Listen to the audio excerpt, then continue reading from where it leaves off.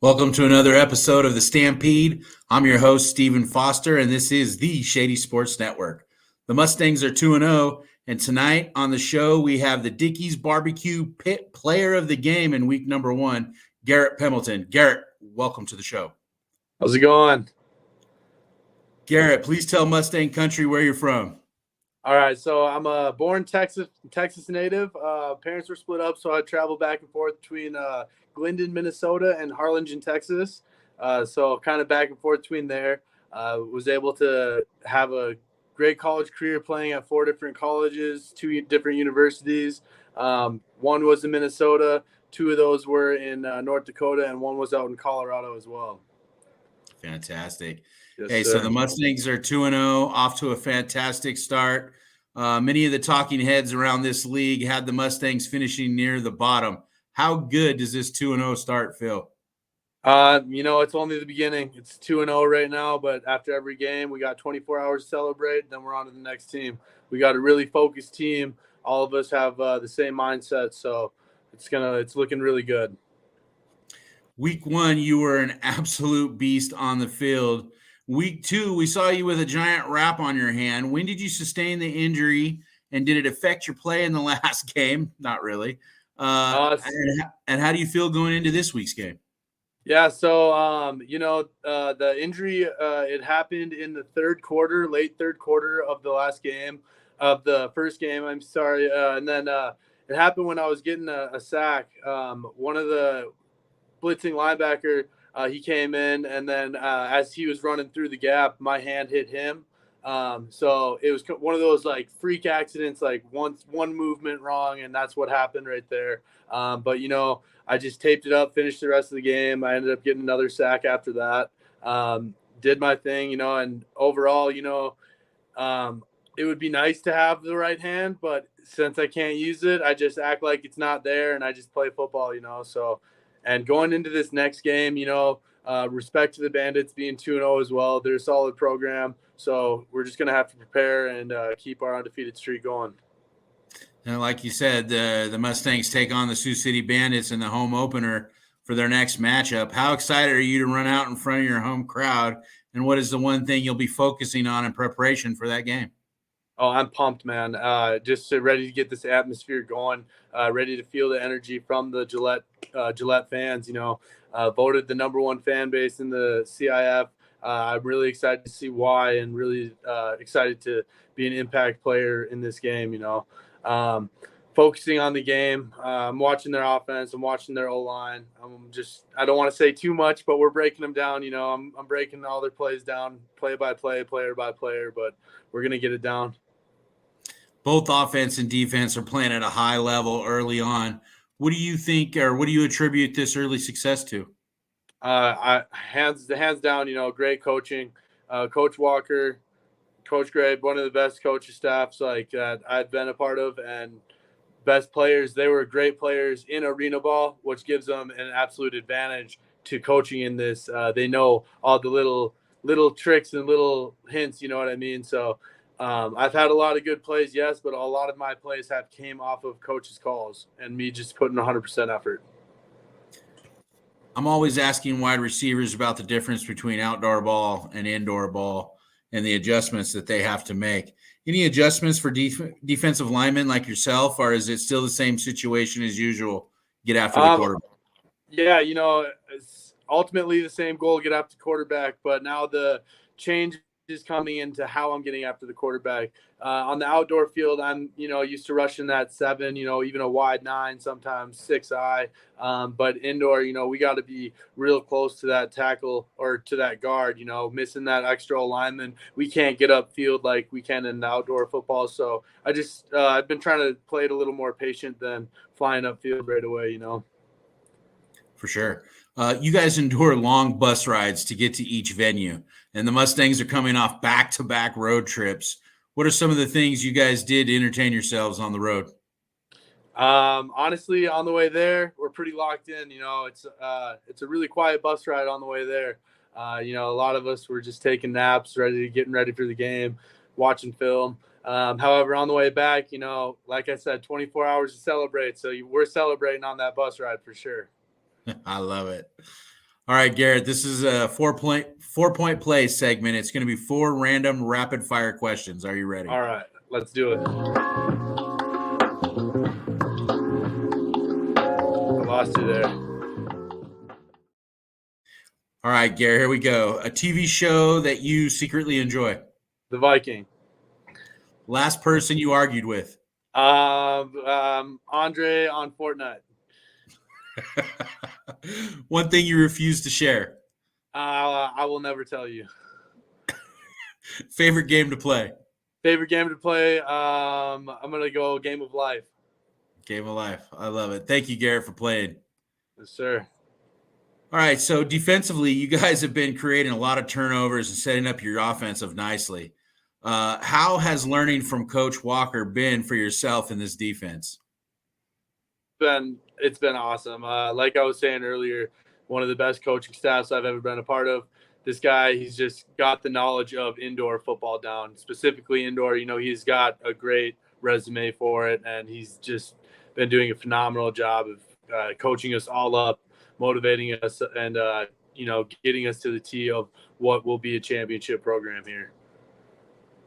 Give us a couple NFL players that you like to watch or study.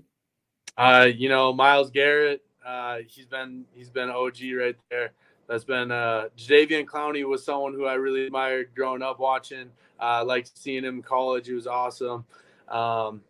Also, a lot of people compare me to this guy, Clay Matthews. I like him a lot. I've been watching him for a while. Khalil Mack, another one of my favorites right there. Sweet. What's your favorite sport to play other than football? Wrestling. Wrestling. Yes, sir. Did you wrestle in college or high school at all?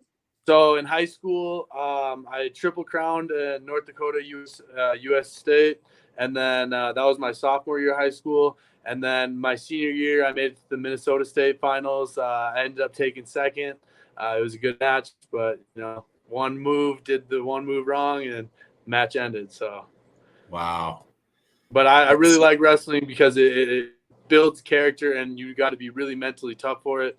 And if there's any young athletes listening in on this right now, I definitely advise you guys to do wrestling as your second sport, especially defensive players and linemen. Great advice. Any pregame rituals or superstitions that you have? I like to pray.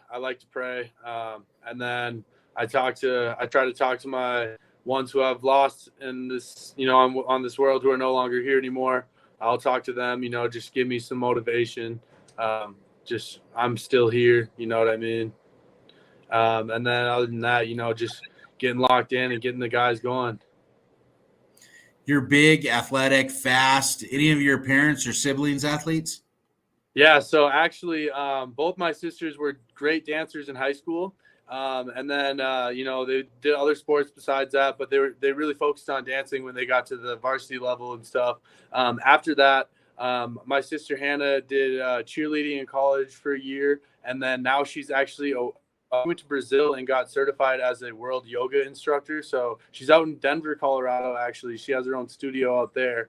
And then my sister Katie, after high school, she didn't go to play college sports, but she got into mixed martial arts, and she is a beast, and she just was rocking people left and right. But she's pregnant right now, so all thanks to God, she got a kid on the way right now. So I'm gonna be an uncle here soon. Well, congratulations to that. After the week 1 victory, you got named Dickey's Barbecue Pit Player of the Week on defense. How did that make you feel, and what's your favorite thing to eat down at Dickey's? It was an honor getting named that. A lot of, I took a lot of pride in that, and I just, want to go out and produce the same thing every week. I want to stay consistent with what I got. I just don't want to be a 1-week player. I want to be consistent, continuously doing this stuff. My favorite thing to eat there, I'm gonna have to go with that brisket, that smoked brisket. It just hit different. It's good. Well, speaking on consistency, Garrett, you've had 2 phenomenal back-to-back games, even with a broken hand. Garrett, is there anyone you want to say hi to or give a shout out to? Shout out all my fans real quick. Shout out St. Michael, STMA High School. That's where I coach football and wrestling at. Shout out my girlfriend, my beautiful girlfriend, Emily. And if I'm missing anyone, shout out my boys who I play video games with. Shout out everyone. If I'm missing anyone, you're still in the heart. Love you all. All right, Garrett, I really appreciate you being on the show tonight. Yes, sir. Appreciate you having me. Thank you. This week's sponsor is Contractor Supply Incorporated. Here at Contractor Supply Incorporated, we offer everything you need to get your job done, including the superior customer service to make sure you find the right supplies among our huge inventory. Call 307-682-5153. That's 307-682-5153 today. Let us help you complete your next project today. Gillette opened up our scoring with 8 minutes left in the first quarter. Jalen Jefferson comes in motion as Pena calls for the snap. Jefferson takes the jet sweep to the right corner of the end zone, putting 6 on the board for the Mustangs. Gillette followed it up by converting for 3 points on a dart from Mike Pena Jr. to Michael Cornelius Jr., putting the Mustangs up 9-0. This time, offensive weapon Jalen Jefferson is lined up next to Pena in the pistol formation. Pena calls for the snap, immediately hands it to Jefferson, who first heads right before cutting back and scoring in the left corner of the end zone on a 37-yard run, his second touchdown on the day. At the end of the play, a Marshals defender lays a late hit on Jefferson, and his teammates respond quickly, swarming the Marshals player as it gets chippy after the play. To close out a touchdown drive for the Marshals, they attempted to convert the PAT. QB Tyrone Jones is forced to scramble to the left and runs right into a defender where Gillette rallies to make the tackle. Score stays 15-6, Gillette on top. After a touchdown drive by the Marshals that cut the Mustangs' leads to 12, Jalen Jefferson said, "Not today," and explodes across the line of scrimmage and sprinted for a 40-yard touchdown, his second long touchdown of the day, putting him over the century mark and giving him his third rushing touchdown on the day. On the extra point attempt, the Mustangs went right back to the run game, this time calling Pena's number on the quarterback sneak for 2. Gillette pulls ahead 32-12. Pena drops back to pass on 4th down, scanning the field. He doesn't see any open receivers as he rolls left and then takes off running to the end zone. The defender takes a poor angle and meets him right at the goal line to deliver a hit as Pena crossed the plane into the end zone. Touchdown Mustangs. In the second half, the Mustangs continued to gallop their way to victory. This time it was touchdown number 4 for number 0, Jalen Jefferson. Carrance Higgins, who scored 4 touchdowns in week 1, said, "Someone else is going to have a game like this. Little did we know it would be in week 2. Offensive coordinator Reggie Gray dials up a 4-point play, and the Mustangs convert. The route is on, ladies and gentlemen, as the Mustangs cross the 50-point mark. Interception. Deontay Jones, a two-way player, high points the ball, showing why he is listed as a wide receiver on the roster. Then he gets in on the scoring as he returns it for a touchdown. Mustangs add 6 more to the board.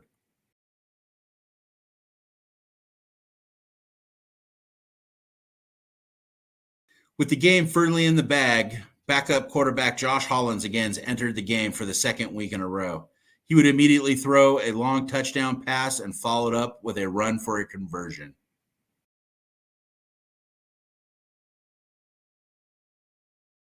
There you have it, another episode of the Stampede on the Shady Sports Network. Please be sure to subscribe to the channel because with every new subscription, the voice and spotlight on these players and coaches gets louder and brighter. Until next week, have a fantastic time.